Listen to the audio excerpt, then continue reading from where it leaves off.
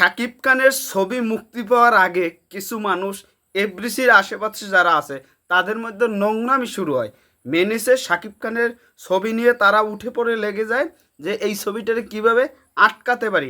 এফডিসির মানুষ এটা করলাম আমাদের চলচ্চিত্রের সব ক্যাটাগরির মানুষ আছে। কিছু মানুষ, এখানে সব মানুষ বলতেছি না, যে তারা কিছু মানুষ তারা সম্মানীয় জায়গায় তাদেরকে আমরা ভালোবাসি।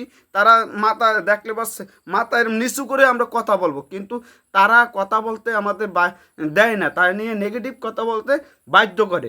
কেননা শাকিব খানের এই বরবাদ নিয়ে তো চক্রান্ত চক্রান্ত তো করতেই আছে। সেই যখন থেকে শুটিং চলতেছে তখন থেকে চক্রান্ত, একটি কুচক্রী মহল তারা চক্রান্ত করতে আসেন, সেটা আপনারাও জানেন, আমরাও জানি, সেটা আপনারা ভালো করে জানেন। কিন্তু এই যে শাকিব খানের এই যে 26 বছর কেরিয়ার, যখন ছয় ছয় বা পাঁচ পাঁচ থেকে ধরো ছয় ধরি, ছয় থেকে এই 24 পর্যন্ত লাস্ট ছবি মুক্তি হয়েছে দরদ।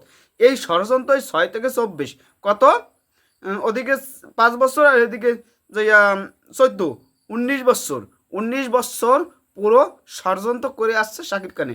ভাবছিলাম এবছর নতুনভাবে আমরা শুরু করব, নতুন কিছুভাবে শুরু করব, নতুনভাবে বাংলাদেশ স্বাধীন হয়েছে। কিন্তু কি হইল, লাস্ট সময় এইগুলোই রয়ে গেল যে শাকিব খানে আটকা, শাকিব খানের সাথে শাকিব খানের ছবি দিয়ে আমরা নেগেটিভ কথা বলি, নেগেটিভ কথা বললে আমার দুইটা সাক্ষাৎকার নেবে, আমি অমুক করতে পারবো, আমি অমুক করতে পারবো, অমুক করতে পারবো, আমার ফোকাস আসবে।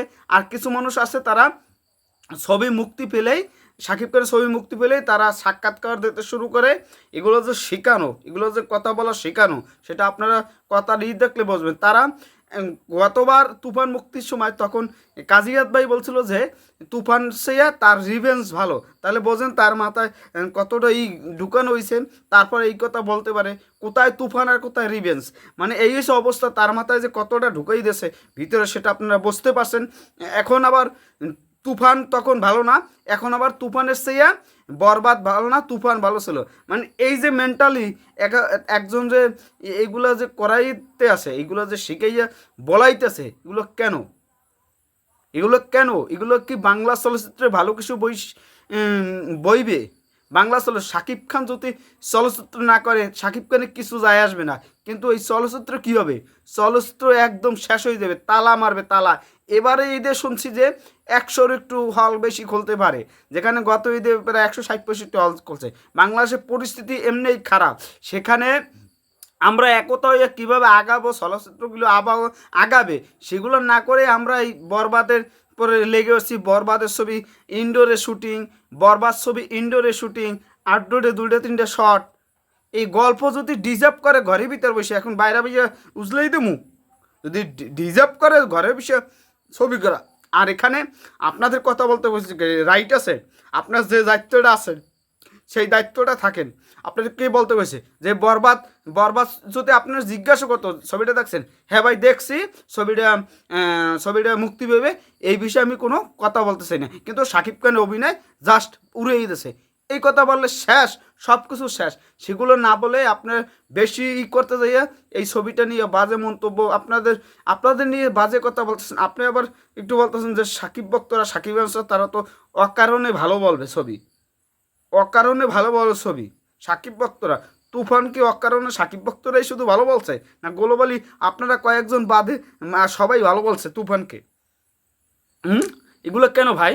আপনাদের নিয়ে কথা বলবো কেন, আপনাদের দেখলে সেলফি কথা বলবো, এইটা আপনাদের কাছ থেকে আশা করি। কিন্তু আপনি একজন সিনিয়র, আপনারা একটু সিনিয়র মানুষ হয়ে আপনারা দেলোয়ার জাহান ঝন্টুর মতন মানুষ, একজন বাংলাদেশে বীর মুক্তিযোদ্ধা, সে সে অন্যরকম কথা কইবে, অন্যরকম কথা বলবে, তার কথা আমরা শুনবো, আমার কথা মাথা নত করবো। কিন্তু তাই নিয়ে নেগেটিভ কথা বলতে হয়, এই ঠেলার নাম বাবানি, এর নাম বাবাজি, এগুলোই আমরা করতে আসি। কিন্তু এ লাস্ট পর্যন্ত কী হইতেছে, এগুলো কিছু তো বেনিফিট হইতেছে না, বেনিফিট তো হইতেছে না।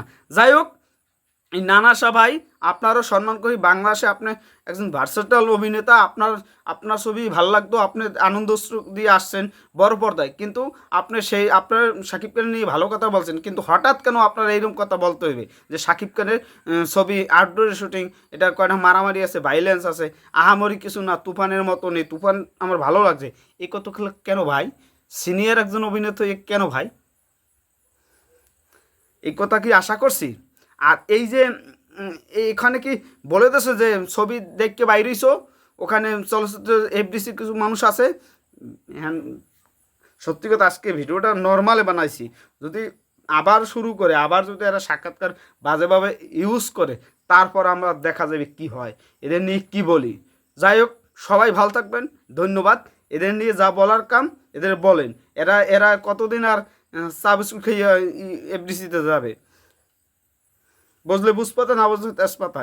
এরা সাকিব খানের ছবির পিছনে লেগে গেছে। যাই হোক, কোনো তাই কাজ হবে না। সাকিবিয়ানসরা আছে, চলচ্চিত্র প্রেমী আছে, সাকিব খানের ছবি দেখার জন্য তারা হুমকি পড়বে, এটাই আশা রাখি। এটাই। আর আপনারা ভালো হয়ে যান, ভালো হইতে পয়সা লাগে না, পয়সাই লাগে, পয়সাই লাগে, ভালো হইতে আপনাদের পয়সাই লাগে। আপনি তেলাওয়াত হোসেন ঝন্টু ভাই, নানা সবাই, আপনি পরের সাক্ষাৎকারে ভালো করে বলবেন যে আমার ভুল হয়েছে, আমার ক্ষমা করে দাও, বা এরমভাবে বলতেছেন না, এরমভাবে আপনারা নেছেন কেন, এরম একটা কথা বলে আপনারা ঠান্ডা করেন।